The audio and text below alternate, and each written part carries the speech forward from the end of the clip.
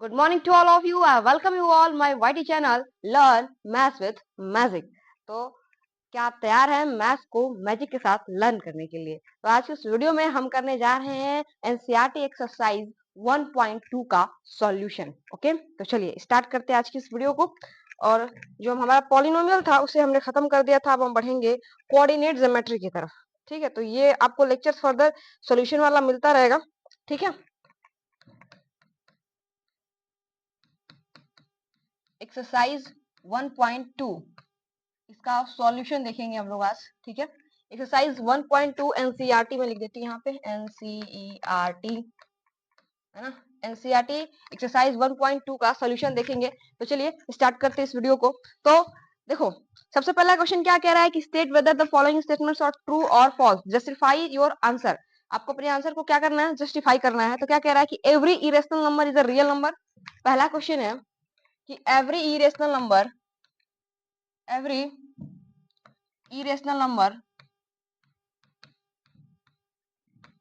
irrational number is a real number। मुझे बताओ real number क्या होता है।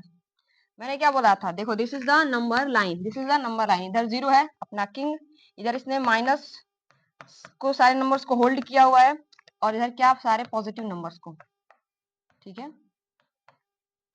होल्ड किया हुआ है। ठीक है, इधर सारे नेगेटिव नंबर्स को, इधर सारे पॉजिटिव नंबर्स को। तो इन सबको मिला के ही तो हम बोलते हैं क्या, रियल नंबर्स। इन सबको मिला करके ये जितने नंबर लाइन सबको नंबर दिख रहे हैं सारे क्या है, रियल नंबर्स है।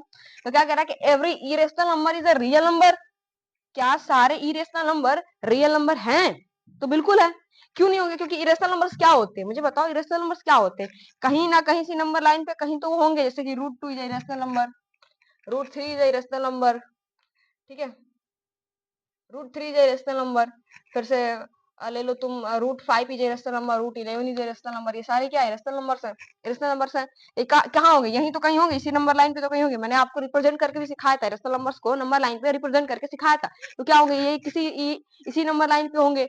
तो क्या सारे इरेशनल नंबर रियल नंबर होते हैं कि नहीं होते हैं? तो आप देख करके बता लो। देखो इसी पे सारे सारे के सारे इरेशनल नंबर इसी पे हैं। ठीक है, इसी पे है। और तो जब सारे के सारे इरेशनल नंबर इसी में है और इन सबको मिला करके, पूरा मिला करके हम इसको क्या बोलते हैं, रियल नंबर बोलते हैं। तो इरेशनल नंबर जब इसी में है तो सारे के सारे जो इरेशनल नंबर्स है वो क्या है, रियल नंबर ही तो है। मैंने आपको इससे पहले कराया था कि जो रियल नंबर होता है वो इरेशनल और रेशनल्स और इरेशनल दोनों को मिला करके बनता है। ठीक है, रेशनल नंबर्स भी मिलेंगे, इरेशनल नंबर्स भी मिलेंगे, नेचुरल नंबर होते हैं। लेकिन ये फर्दर समझिए, ये दोनों क्या होंगे, रियल नंबर ही होते हैं। जब मैंने आपको डिवीजन कराया था, सबसे फर्स्ट वीडियो में जाकर के देखिएगा मेरा नंबर सिस्टम का, उसमें सबसे पहले दिन ही मैंने ये आपको कराया है। ठीक है, चलो अब नेक्स्ट स्टेटमेंट की तरफ मूव करते हैं। क्या कह रहा है कि every point on the number line in the form of √m, m is a natural number. क्या कह रहा है कि सभी ये देखो ये नंबर लाइन है। तो क्या कह रहा है कि सभी पॉइंट जो नंबर लाइंस पे होते हैं, है ना, सभी पॉइंट जो नंबर लाइंस पे होते हैं, क्या वो क्या बोल रहा है, हाँ एक बार every point on the number line is of the form of √m। क्या सभी जो नंबर लाइन पे सारे जो नंबर्स हैं वो √m की फॉर्म के होते हैं? एक मिनट, √m की फॉर्म के होते हैं, जहां पे m क्या है, m क्या है, m is a natural number, m is a natural number. तो मुझे बताओ कि इस नंबर लाइन पे क्या सारे नंबर्स √m टाइप्स के मिलेंगे आपको? जैसे कि मुझे देख, और m क्या है, √m टाइम्स में m क्या है, m बिलोंग्स टू क्या, नेचुरल नंबर। ऑब्वियस नो, क्योंकि √m देखो, √m तो m की वैल्यू नेचुरल नंबर क्या होती है, 1 से स्टार्ट होती है। तो 1 से कुछ भी रखो, जैसे रूट के अंदर 4 भी आ सकता है। तो देखो ये 2 आ गया, तो क्या ये √m टाइप का हुआ? ये तो बाहर आ गया ना।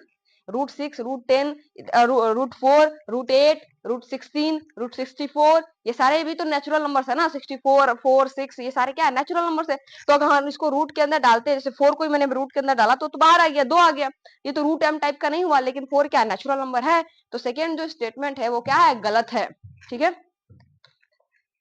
चलो क्या कह रहा है कि every real number is irrational number, every real number is a irrational number. पहले में क्या था कि every irrational number is a real number. अभी कह रहे हैं कि every real number is irrational number.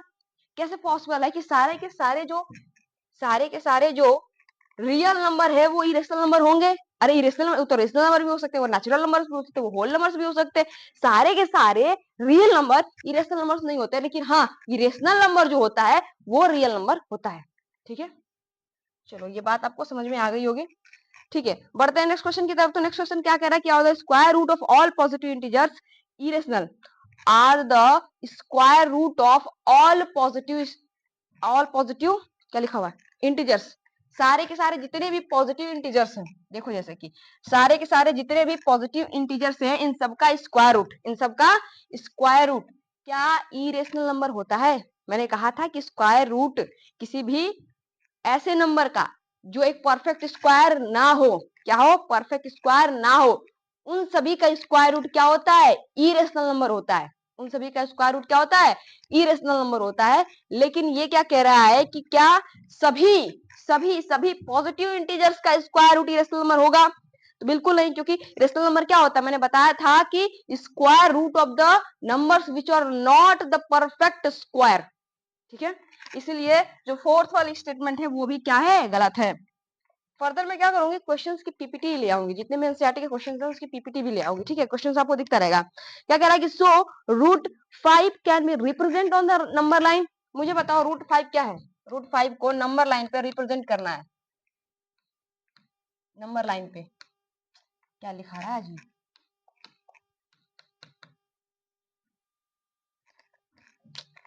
इसमें भी गलती हो गया, नंबर लाइन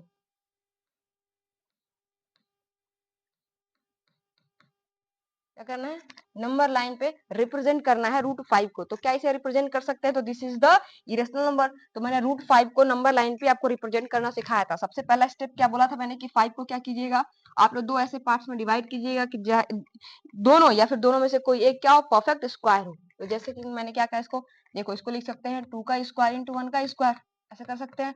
ये क्या आ जाएगा, 5 आ जाएगा। तो दोनों साइड अंडर रूट जब लगाएंगे तो अंडर रूट 2 का स्क्वायर प्लस 1 का स्क्वायर क्या आ जाएगा, 5 आ जाएगा रूट में। ठीक है, मुझे रूट में 5 ही चाहिए था। उसके बाद से मैंने कहा था कि आप पाइथागोरस को ऐसे कीजिएगा। ठीक है, अब देखो क्या कह रहा है, रूट 5 मुझे चाहिए, यहाँ पे रूट 5 चाहिए, तो ये क्या आ जाएगा, 2 आ जाएगा, ये 1 आ जाएगा, 2 का स्क्वायर 1 का स्क्वायर क्या हो जाएगा, रूट 5 आ जाएगा। ठीक है, रूट मतलब ये रूट 5 यहाँ पे चाहिए, तो यहाँ पे हम इसे 2 का स्क्वायर हो जाएगा, ये 1 का स्क्वायर हो जाएगा, बेस का स्क्वायर प्लस परपेंडिकुलर का स्क्वायर इक्वल्स टू हाइपोटेनस का स्क्वायर। ठीक है, अब उसके बाद से आप एक नंबर लाइन ले लीजिए। चलो एक नंबर लाइन हम खींच लेते हैं यहाँ पे। ठीक है, इसे हम फर्दर थोड़ा बड़ा कर देते हैं। ठीक है, इसे ला लेते हैं, नेक्स्ट पेज पे चले जाते हैं, ये थोड़ा कम पड़ जाएगा मुझे लग रहा है। चलो देखो,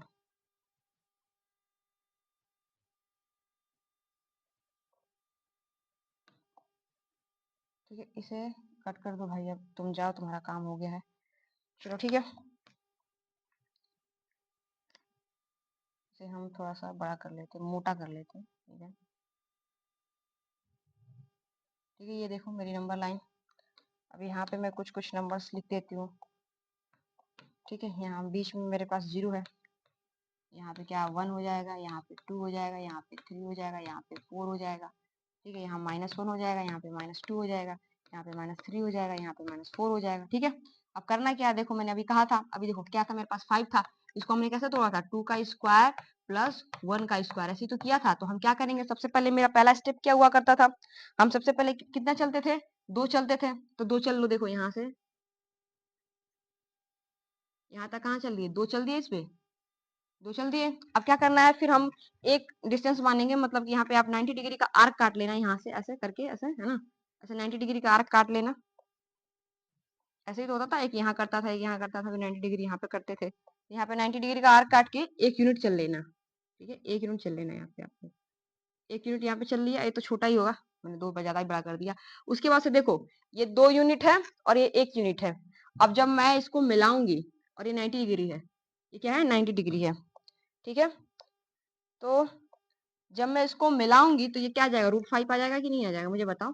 ये वाला जो है, ये 2 है, ये 1 है, तो ये क्या आ जाएगा, √5 आ जाएगा। अब क्या करना है, हमको प्रोजेक्टर लेना है, जिसे हम प्रकार बोलते हैं, जिसका वो नुकीला वाला भाग यहाँ रखना है, और इसको क्या मानना है, रेडियस मानना है, और फर्दर इसको रेडियस मान के आर्क लगाएंगे, जहां पे काटेगा वहीं मेरा क्या होगा, √5 आएगा। तो ये तो मैंने आपको बहुत सारा करा रखा है, जाके देखिएगा representation of irrational numbers on numbers line, ये करके मेरा एक वीडियो है, तो उस वीडियो को देखेंगे, उसके माध्यम से आप समझ जाएंगे कि √5 को नंबर लाइन पे कैसे रिप्रेजेंट किया जाता है। ठीक है, ये आसमान में है ना, इसको मुझे क्या करना है, नंबर लाइन पे लाना है, तो इसको हम क्या करेंगे, इतना रेडियस मानेंगे और आर्क लगा देंगे। ठीक है, तो उसके बाद से हम जहां भी रहेगा वहां से यहाँ तक की डिस्टेंस क्या हो जाएगी, √5 आ जाएगी। ठीक है, तो आई होप आपको ये सोल्यूशन 1.2 का, एनसीईआरटी 1.2 का जो सोल्यूशन है आपको समझ में आया होगा।